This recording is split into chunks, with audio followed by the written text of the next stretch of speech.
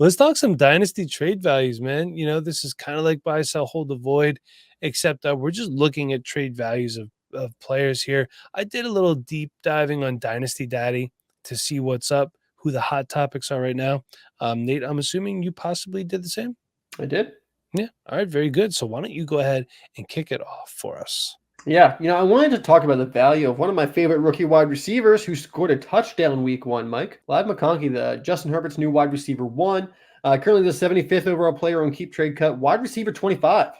Quite the jump up for Ladd McConkey, someone who, didn't really have a lot of hype at the beginning of the offseason, but by the time we got to the draft, he was a second round pick, went to the Chargers, of course, and hey, they have a lot of opening there in the wide receiver room, and he's already taken advantage of it. First game, third most routes run by wide receiver. He was just like a route or two behind Quentin Johnston and Josh Palmer. But he had the most targets. He had 7 targets, 5 receptions, 39 yards, and a touchdown. His biggest competition for targets on week one was actually Quentin Johnston, who had 5 targets, ended up with 3 receptions and 38 yards. So good for QJ there. Josh Palmer himself had 4 targets for 2 receptions for 15 yards. Man, I tell you what, the Chargers' passing offense was not great for fantasy football, but McConkey with his touchdown saved himself. So he still had a pretty good week, and I think that's going to continue. Someone that Herbert's going to look to early and often, and is going to get a lot of work. And in this offense, whoever gets the most work is going to be the wide receiver you want, because I don't think the other wide receivers are not going to be in a passing offense overall volume-wise to really support multiple wide receivers. And they don't really have a tight end there who I think we're going to be looking to in fantasy. Hayden Hurst is there, mostly played out of the slot, didn't really play a lot of inline on Sunday. I don't think we're going to really be looking to him on a week-to-week basis. I'm sure he'll have some blow-up weeks, but Ladd McConkey is the guy over there. He played 60% in the slot, 40% out wide, so he's got the versatility to do both. And he was the Chargers' highest graded wide receiver by PFF on Sunday. So, it's not just me who's over here saying that Ladd McConkey is a wide receiver one for the Chargers. Loving what I'm seeing from Ladd just through 1 week. And, the cost of this guy right now, more than a 25 first, because you probably paid a 25 first to get him. You may have picked him up in the second round, depending on how your draft fell. So you're going to have to add more to your 2025 first to go get Ladd McConkey. I would love to just have to add a third, but you might have to add a second. Now that we're in the season, he did score a touchdown, but also only 5 receptions for 39 yards, and the whole offense as a whole didn't look great. So you might be able to get him for just a first and a third, first and a throw-in play or something like that. Keon Coleman, someone I'd be looking, not that I necessarily always want to move Keon Coleman, but I would move Keon Coleman for Ladd McConkey. I think we're going to see a bit more consistency volume-wise for Ladd McConkey than Keon Coleman, who had a pretty solid start himself week one with 4 receptions for 51 yards and 93% route participation. I do want to highlight that. I'm saying to sell Keon Coleman for Ladd McConkey, but I did actually like Keon Coleman's week one. Something I thought about Keon Coleman was to be a very developmental wide receiver. He was out there early and often, got some targets, got some receptions, so I do like to see that out of him. I would also sell Ladd McConkey for the right price.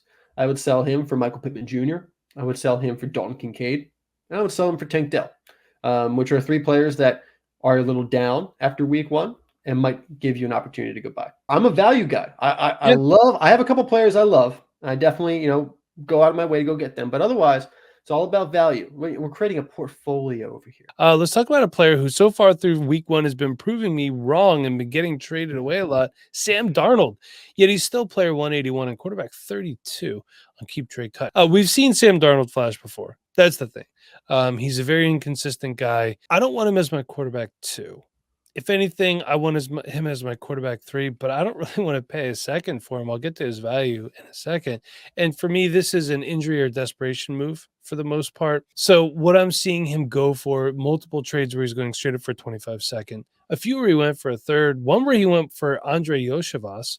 For me, I'd buy for a third, I'd sell for a second unless I absolutely needed him. Hopefully you're not in a spot where you absolutely need a quarterback replacement. He's just a guy that's been coming around and getting moved around a lot. Some of these trades for him, a lot of them, it looked like he was kind of a built-in throw-in. But for right now, he is a starting quarterback. J.J. McCarthy's not coming for his job, at least this year. I don't know what he's going to be past this season, though. That's the thing. Who knows? Yeah, I don't think you're going to have much luck buying for a third, especially if that performance. You're not going to be able. You're just basically not buying them, which is fine.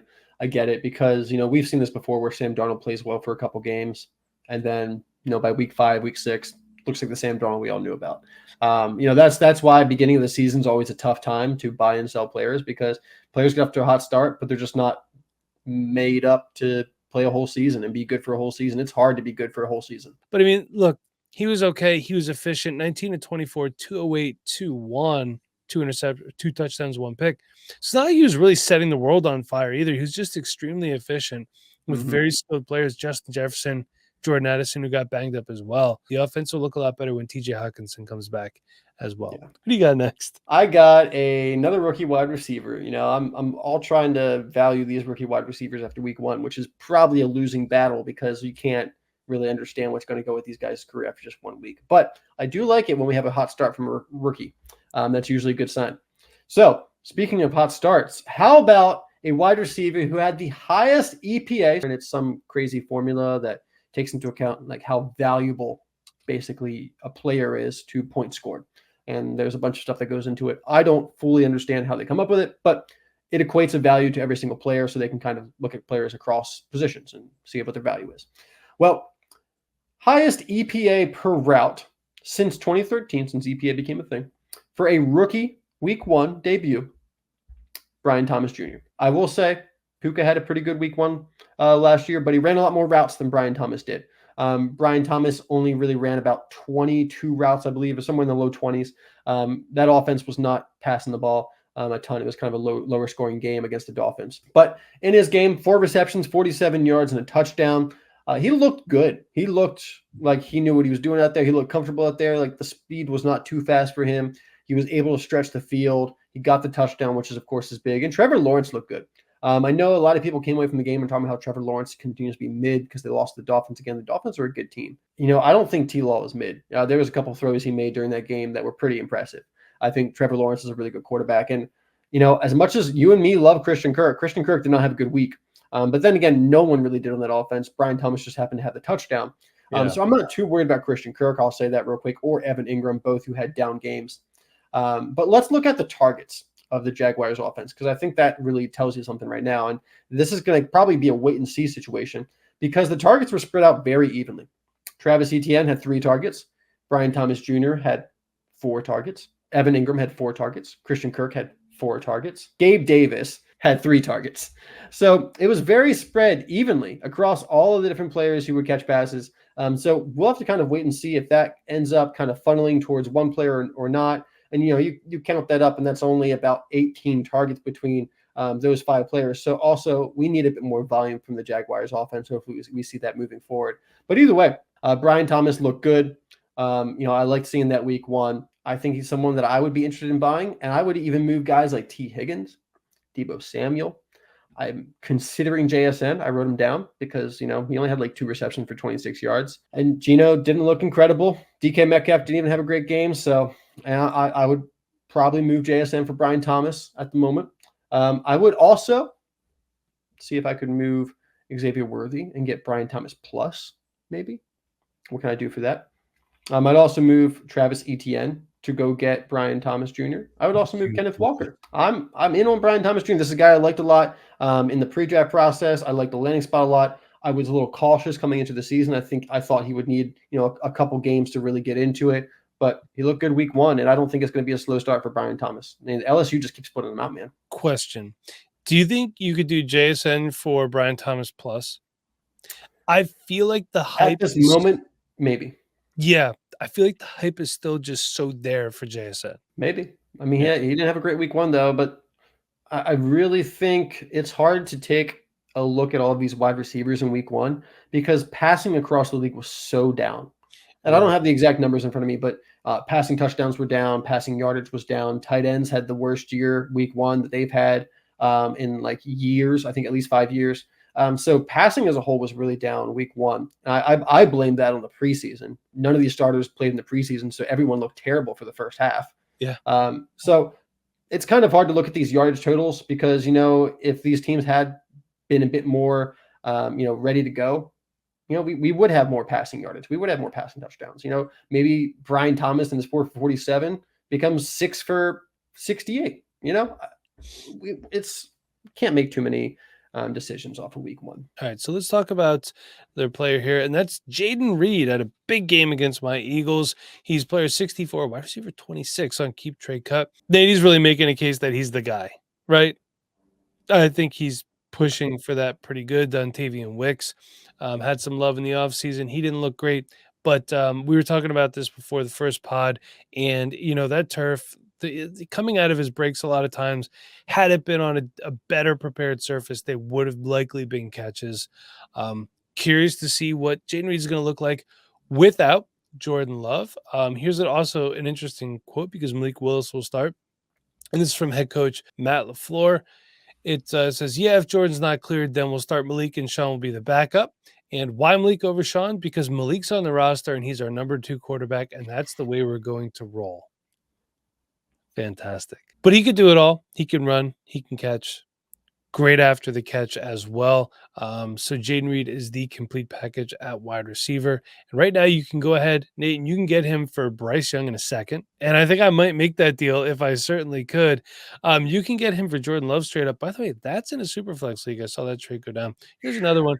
Amari Cooper in a 26 second. I would do all of those. I would buy all of those except for the Jordan Love one. Yeah, I'm not moving Jordan Love for a wide receiver. Didn't care for that trade at all. And I don't care if you have an abundance of quarterbacks. If you're a quarterback hoarder, that doesn't mean that you should sell for cheaper just because you have a lot of them. That's not good value at all. And I understand that Jayden Reed's going to put up a lot of points on a week-to-week basis. We anticipate that happening, but I still think you gave that away. Jayden Reed, wide receiver 1 on the week. Next up, I got the quarterback that looked really good week 1. That's Baker Mayfield, currently 78 overall, quarterback 20 on Keep Trade Cut. He's a good quarterback. He takes care of the ball and he scores touchdowns. Look, last year he had a 34-12 touchdown interception ratio. Starting this year, 4 touchdowns, 0 interceptions. He looked really good. He's got Mike Evans, who caught 2 touchdowns. He got Chris Godwin. He's got Jalen McMillan, who I was talking up all offseason, who called a touchdown himself as well. He's got 3 good wide receivers there. He's got Cade Otton, who didn't really do much on Sunday, but I still love Cade Otton, even though he's probably mid, as the kids would say. 2 good running backs, Rashad White and Bucky Irving. So he's got a good offense around him. He's got a team that believes in him, and he looks confident. And we know that when Baker Mayfield looks confident, he's a really good quarterback. I don't think that he's going to end up being a top 5 quarterback on the season, but we're looking at someone that can be a really good quarterback 2 for you. Went off this week and was a quarterback 1 easily. Baker Mayfield looked really good. He's only 29 years old. He's under contract for 2 more seasons after this one. So he's going to be with this core of this offense for a while. I don't really need to worry about more than 2 years down the road with a guy like Baker Mayfield. So I'm all in on getting this guy as my quarterback 2, my quarterback 3 if I have 2 good quarterbacks already. He's not that expensive yet. I think he'll be more expensive in a couple weeks. But right now you could be moving Bo Nix, Keon Coleman, Michael Penix Jr., Devontae Adams for Baker Mayfield. It's crazy to me that Baker Mayfield's quarterback 20 right now, Michael Penix Jr. is quarterback 21 on Keep Trade Cut. After Kirk Cousins' performance, you might be able to actually move Michael Penix Jr. over for Baker Mayfield. You might have to sell it a little bit to make it happen, but might be worth the effort there if you drafted Michael Penix Jr. for whatever reason. Or Devontae Adams, someone also that, I just don't really believe in that offense, and Devontae Adams is getting a little bit older, so someone I'd rather move on from at this point. If I can get a good quarterback for my team, like Baker Mayfield, I think that's going to be a good move. Mike, you got one more for us, though. I want Rashee Rice. I want Rashee Rice. I'm all in. This was a guy that got the Chiefs bump, and guess what, Nate? This one was deservedly so because, look, 7 catches, 103 yards. Looks like he's the guy. And I know everybody's talking about Xavier Worthy. I don't know if that necessarily opens up a buy low window on Rashee Rice, but hey, it's worth a shot. No news is good news for the player 42 and wide receiver 18 overall because we're not thinking about a suspension right now. We haven't heard anything, so let's keep rolling with it. I think the Chiefs adding some speed with Xavier Worthy shifts coverage away from Rashee Rice, okay? There's lots of mouths to feed, but hey, I have really good news. The Chiefs offense have Patrick Mahomes and Andy Reid leading the charge. So all these mouths are going to get fed. Check out some of these trades that went down, okay? So you can see by the players getting traded that Rashee Rice is starting to creep up into the elite wide receiver range, okay? Check this out. Marvin Harrison Jr. for Rashee Rice in a second. After week 1, that looks pretty damn good. But some adjustments are going to happen down there. It'll get better for Marvin Harrison Jr. I hope so. AJ Brown for Rashee Rice, a 25-second and a 26-second. Rashee Rice for Chris Godwin and a 25-third. I don't like that one as much I as love Chris Godwin, but that's a pretty good deal for Rice. Yeah. I mean, if you could get it for that, I wouldn't move Rice for that, but if you could I don't know how I feel about these though. I mean, AJ Brown, what he did with the 5 catches last Friday was impressive, and you can see the difference in the Eagles offense with Kellen Moore being there. What do you think about these? I don't know. This is hard because I don't want to move on from Marvin Harrison Jr. yet, but if you're a win now team, that might be the move. It's a hard move because, you talking about Marvin Harrison Jr., talking about AJ Brown, 2 guys that are largely considered, top 5, top 8 guys at least in Dynasty. But Rashee Rice, if he continues to look this good, I mean, he's going to end up being a top 12 wide receiver in Dynasty. Yeah. Now, he does got some competition, Xavier Worthy. I do want to update you here, Mike. I looked at Keep Trade Cut. Rashee Rice is now up to wide receiver 16.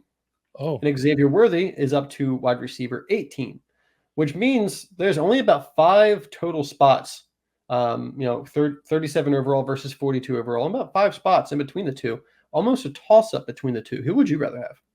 Rashee Rice. Me as well. I think that's a very easy answer too. So this goes back to what I was saying before about Xavier Worthy in the last podcast. It's just about value. Like, I've seen a lot more about Rashee Rice.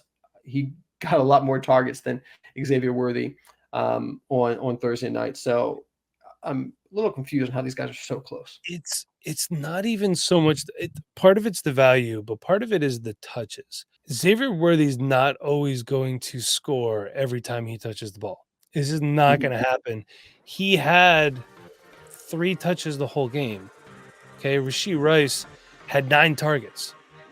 I want the guy getting 9 targets, not the guy getting 3 touches. And I understand that these 3 touches look good, but let's not forget, Xavier Worthy, also a guy you had mentioned numerous times, I believe, never really got better from his first to last year at college in Texas.